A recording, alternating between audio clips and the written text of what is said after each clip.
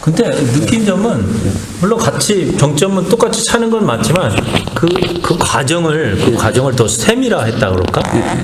그런 느낌이에요. 그 과정들을 조금 더 상대방 유급자들이 더 이해하기 좋게끔 이제 모양을 보고 이렇게 차가 아니라 이런 것들이 이제 이런 원리에서 차는 것이 더 좋겠다. 이런 기본적인 그 과정이 더 세분화되어 있다고 느껴요. 수박도는. 결국 차는 건 똑같잖아. 떨었는데 그런 과정들을 더 세밀하게 해놓은 것이 아닌가. 또 그렇게 느꼈고 하여튼 그 호흡법에 대한 궁금한 것들을 많이 해결했어요. 저도 사실 호흡법은 어릴 때부터 했었는데 언제부터 했었냐면 중학교 2학년 때인가 3학년 때부터 했었어요. 그래서 저 호흡법은 좀 알거든요. 좀 아는데 뭐든지 제가 호흡법에 대해서는 제가 좀 자신 있게 좀 안다고 말씀드려서 좀 그렇죠. 자신 있게 말씀드릴 수 있는데 여기저기서 말하는 호흡법은 제가 볼 땐 좀 뭐 나쁘진 않지만 태권도하고는 상관없어요.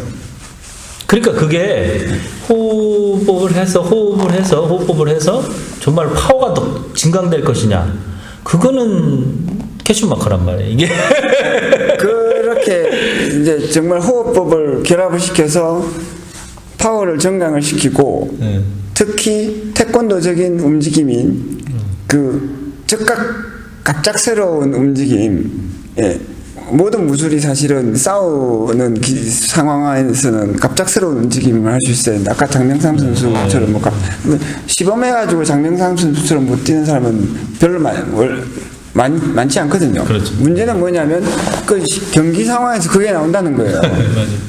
준비할 수 없는 그게 이제 대단한 건데 그게 가장 그 태권도적이고 무술적인 것이거든요. 호흡법도 우리가 뭔가 좀 진지하게 탐구를 해 나가려면 거기에 맞춰야 되는데 즉각적인 움직임에서 폭발적인 힘을 잘 내면서도 약간 어떤 인간의 어떤 생체에 잘 맞는 그런 호흡법을 가르쳐 주신 분이 딱 한 사람 있는데 그게 우리 이제 이광희 사부님이십니다. 제가 해보니까 그거는 이제 그러니까 똑같이 그대로 호흡을 꾸준하게 해가지고 그게 호흡을 익숙해지면 지치지도 않고 급작스러운 동작에도 도움이 되는, 그러면서 파괴력이 느는 거예요. 근데 그 외의 거는 그냥 이걸 갖다 붙여놓은 겁니다. 여기저기에서. 근데 그러니까 그 수박도도 결국은 이제 정점에서는 이제 태극권을 베이스로 깔고 있거든요. 그래서 어떤 양생적인 측면, 그 무술에서 실제적으로 이제 적용할 수 있는 부분도 없지 않아 있지만 그건 좀 적고 어떤 양생적인 측면에서 조금 또 도움이 되는 것이 아닌가. 태극권 가지고 싸는 사람 없잖아요. 건강에 좋을 줄 몰라. 그러니까 태극권 같으면 무술인 체 하면서 사실은 무술은 아니에요. 근데 사실 그런 무술이 많잖아요. 이거 얘기하면 태극권에서 난리죠. 산중 무술이니 뭐니 기천문이니 뭐니 해가지고 다 이게 무술인 척 하는데 사실 절대로 안 싸우는. 그러니까 내가 그 세미나 같은 데 가서 발경이니 합기라든지 이걸 내가 실제적으로 했는데 진짜 돼요. 이렇게 얘가 몸이 힘을 줬는데도 이거 punk 뜨더라고 이렇게. 그래서 내가 이게 실제 되는구나. 그런데 퀘션 마커. 근데 이게 실전에 사용할 때는 그건 다 다른 문제야. 그 시범할 때는 돼. 이게 그래서 그 함용 발발해가 이거 딱 이렇게 하잖아. 이렇게 해가지고 딱 하잖아. 뚝 떠요 이렇게 뛰기도 하고. 그거는 쉬워요. 그거 하는 거는. 그래요? 그 예전에도 제가 태극권에 대해 잘 많이 태극권 연습을 해가지고 이제 좀 했는데 태극권 가서 배운 건 아니고요. 태극권 책 사가지고 좀 봉제 연습을 좀 그 전에 이제 우리 사부님한테 좀 배우긴 배웠죠. 그런데 해가지고 한 다음에 군대에서 이제 특전사 했을 때 이제 연습을 혼자 하고 있으니까. 특전사에 오는 사람은 다 주먹을 잘 쓰잖아요. 한 주먹 그 중에 이제 한 명이 저보다 나이가 어린 이제 계급도 좀 닦고 하니까 이제 제가 이제 통신장교였어요. 통장님 뭐 하십니까? 하니까 이제, 이게 태국권이다. 그러니까, 이거 어떻게 싸우는 건데요? 뭐, 이제. 내가 이제, 주먹을 쳐봐라. 주먹을 치길래 제가 이제 이게 그때 쓴 게 이제 단편이라는 게 제일 많이 씁니다. 딱 하니까 이 친구가 맞고 물러 이제 튕겨져 나간 거죠. 그것도 충격도 별로 안 받고. 그래서 이제 걔도 놀라고 나도 놀랐어요. 그런데 문제는 뭐냐면은 제가 그래서 이제 그 친구가 이제 저한테 태권도 무술 배우겠다고 이제 뭐 따라다니고 그랬는데 문제는 제가 오랫동안 그걸 가만히 들여다보니까 이게 그냥 속임수예요. 제가 그걸 할 줄 알지만 예, 설명도 얼마든지 합리적으로 할 수 있고 그러니까 어떤 반점 속임수인 거예요. 어떤 면에서 속임수냐면 그러니까 합리적인 부분이 있어요.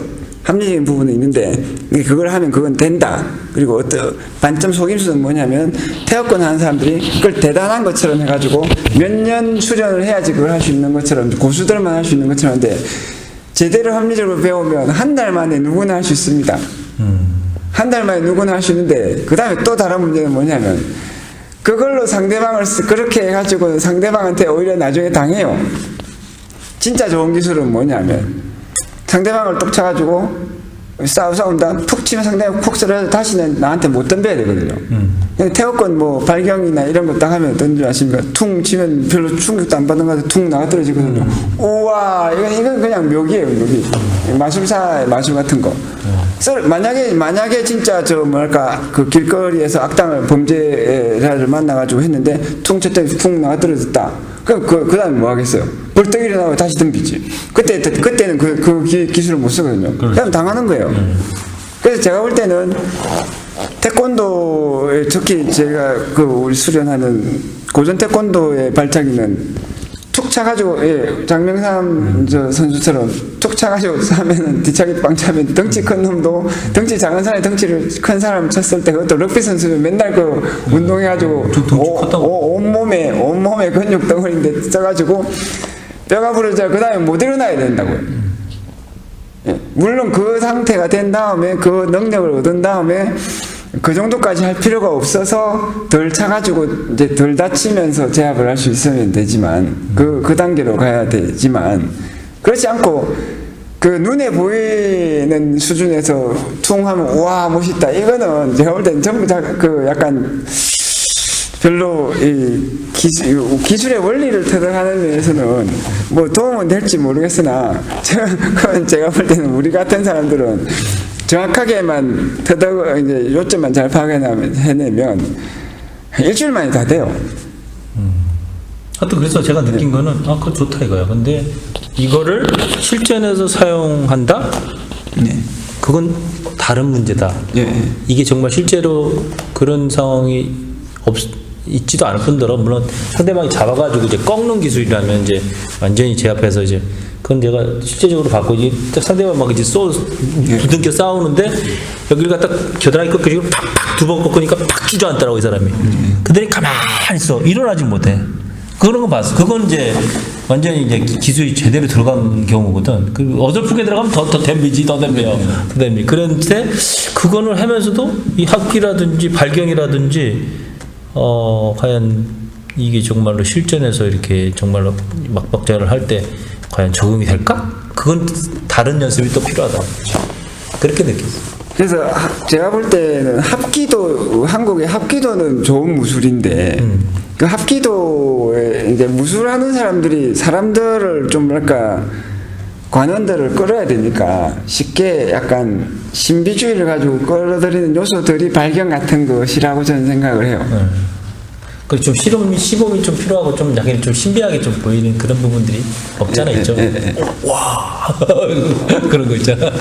그래서 전반적으로 무술 내지는 태권도에 대한 어떤 연구나 이 인식 자체가 좀 심도 있게 발전을 안 해가지고 전부 약간 뭐랄까 좀 비문명 상태에 있는 것 같은 느낌입니다. 뭔가 좀 발전해가지고 그 문명 상태로 들어오면 하나하나 합리적으로 짚어가지고 얼마만큼 어느 것이 왜 짚어나가는데 그 전 상태에서는 눈에 그 신비주의적인 측면이 있거든요. 옛날에 신화시대 비슷한 그 영화에서 많이 그런 영향도 없지 않아 있는 것 같아요. 그런 것들이 없잖아, 그런 것도 없잖아 있는 것 같아. 영화에서 보면 이제 팍 날아가고 한번 막 정말 대단한 기술들이 막 장풍 날리고 막 그런 것들 있잖아요. 한 번 맞으면 막 나가 떨어지고 그런 것들이 또 영향이 없잖아 있는가. 그래서 실제 무술에서도 그게 적용이 되나 막 이런 식의 의문들. 예, 그러면서 그랬던 것 같아요. 좀 현실적으로 생각하면 해보면 그건 아닌데라고 이제 요즘 들어도 이제 깨닫게 되죠. 그러면서 이제 제가 그래서 격투기를 해봐야 되겠다. 그래 과연 그게 이제 적용이 될라나 어쩔라나. 그래서 아마 시합도 나가보고 이제 그랬던 건데 어떤 뭐라 그럴까? 전 격투기도 또 새로운 또 어떤 그 경험이었어요. 왜냐면 태권도는 거진 얼굴 맞을이 거의 없잖아요. 네. 근데 뭐 복싱이 이제 이따 베이스를 깔려야 되니까 얼굴을 돼지게 맞은 거야. 그렇게 시합하면서도 얼굴 안 맞았는데 복싱하면서 돼지게 맞았어. 그래가지고 야 이걸 어떻게 해결해야 되나 막 갈등이 생기더라고. 막 눈도 까마지고 막 맞으니까 정신이 하나도 없는 거야 이제. 그래서 그걸 적응하는데 꽤 오래 걸린 것 같아요. 네, 근데 적응이 되니까 이제 그때서야 이제 주먹이 보이는 거예요. 피하기도 하고. 꽤 오래라면 한 달요? 한 달? 한 달 더 했죠. 세 달 정도 되니까 이제 글러브 가지고 여기를 계속 치서 눈 감지 않도록 그 연습을 시키더라고. 눈 감지 않도록. 그것도 아마 교수님처럼 좀 경력이나 어떤 그런 게 있기 때문에 가능한 거지. 만약에 무력이 아무도 없는 사람을 놓고 이거는 실제로 경험담인 거니까요.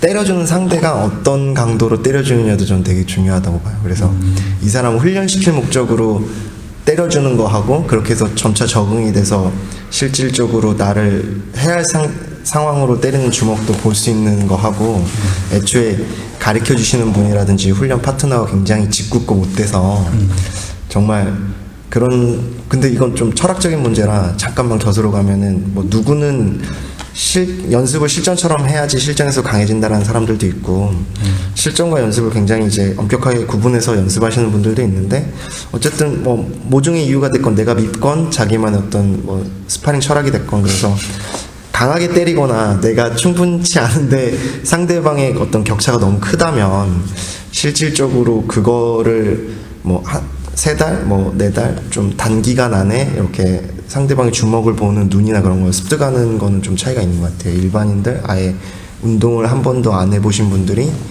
기가 죽어버리지. 막 처음 했는데 좁혀봐. 그러면 이게 무서워가지고 이런 거 가면 누가 적응하겠어?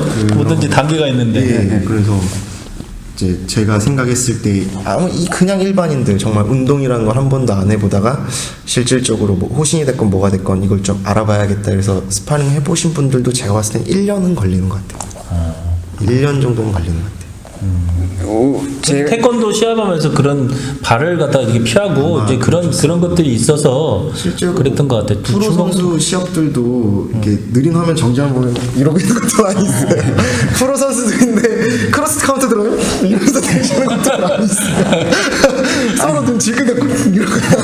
아니 그거는 좀 다른 거라고 봐요. 뭐냐면 제가 해보니까 사람들이 눈을 안 감는다는 걸 자꾸 생각을 하는데 그러니까 그 눈을 안 감는 게 중요한 게 아니라 보려고 하는 것.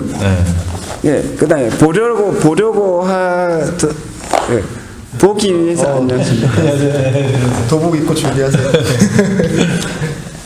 보기 위해서 뭐가 필요하냐면은 마음이 필요하거든요. 싸우려고 하는 그렇죠. 의지. 맞아요. 예. 싸우려고 하는 의지가 있으면 보려고 하게 되고 그러면 가끔 가다가 이제 그러니까 눈앞에 뭐가 휙 지나가는데 눈을 감는 거는 보호 본능으로서 당연하기도 하고 때로는 필요해요.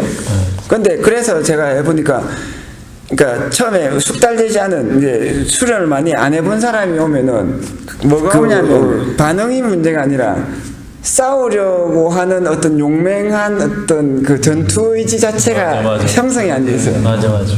전투 의지가 형성이 돼 있으면 그러니까 하다못해 땀방울 튀어도 눈을 감으면서 하게 되는데 중요한 건 뭐냐면 이 머리에서 얘가 어디쯤 있다 추적하는 거, 목표물 추적하는 그 의지. 그게 중요해요. 그러면 프로 선수들이 막 그 하다 보면 눈을 감는 건 제가 볼 때는 그 사람이 안 봐서 그런 게 아니라 예, 그거하고 그냥 그 초보자가 눈 감고 들어가는 거 전 다르다고 보거든요. 그래서 그 단계적인 거에서 가장 제가 주로 가르칠 땐 그걸 많이 합니다. 뭐냐면 설득을 시켜서 그다음 안전하다 지금 이 단계에서 그다음에 그 왜냐하면 처음에 처음에 도장에 와서 수련하려고 하는 사람들은 모든 것이 두려워요. 맞아요. 예. 두려워요. 설정이 만든 것도 이거 두려웠고 아프다고 생각하기 때문에 거기에서 충격을 잘못 주고 약간 오해를 주면은 그러니까 안 그래도 두려워서 다치지 않을까 걱정하고 있는데 정말 다치겠다고 다치겠구나 생각하면 이건 돌이키기 어렵거든요. 그래서 또 그만두게 되네. 차근차근히 안심을 시키고 자신감을 시키면서 단계적으로 강도를 주는데 단계적 강도에서 핵심 이제 좀 빨리 하려면 제가 생각할 때는 제가 또 다른 사람 가르칠 때 어떻게 하면 빨리 하려면 설득을 시킨다고요. 이거는 이래가지고 단계적으로 이래 하기 때문에 곰곰이 생각해봐라. 얼마만큼 다치겠나 네가 요 정도는 괜찮지 않냐. 사실은 요 보고 있고 하기 때문에 맞아봤자 사실은 긁혀서 피도 안 난다. 남는 문제는 뭐냐면 맞을 거라는 두려움인데 그 두려움이 지금 상태에서 합리적인 것이 아니다. 그러면 주로 좀 똑똑한 사람들일수록 빨리 적응하거든요. 맞아. 그래놓고 이제 또 때리면서 정말 안 다치는구나에 대해서 초점을 맞추도록 하고 나면은 그 상태에서 눈을 안 감는데 그 상태에서 눈을 안 감는 다음에 단계적으로 하면 좀 빨리 적응할 수 있다고 봅니다. 근데 이제 주로 태권도 하는 사람들이 그런 만큼 수련자들 가르치는 데 있어서 별로 친절하진 않아요. 배려 안 하죠. 왜 그러냐 하면 제가 생각해보니까 왜 그러냐 하면 그 사람들은 그렇게 안 배웠고 그렇게 배운 적도 없고 그렇게 안 배워도 자기는 잘했는데 뭐. 네, 맞아요. 태권도 하는 사람들이 원래 어떠냐면 어릴 때부터 자기는 그걸 좋아하고 잘했기 때문에 그걸 태권도를 했는데 그러니까 그렇지 않은 사람이면 이해를 못하는 겁니다. 맞아요. 예. 그게 뭐가 무서워? 예. 그건 지금 근데 상대방 이해가 안 되는 거지. 뭐야? 전화한다. 중간에 한번 이거 재생 버튼 한번 누르겠습니다.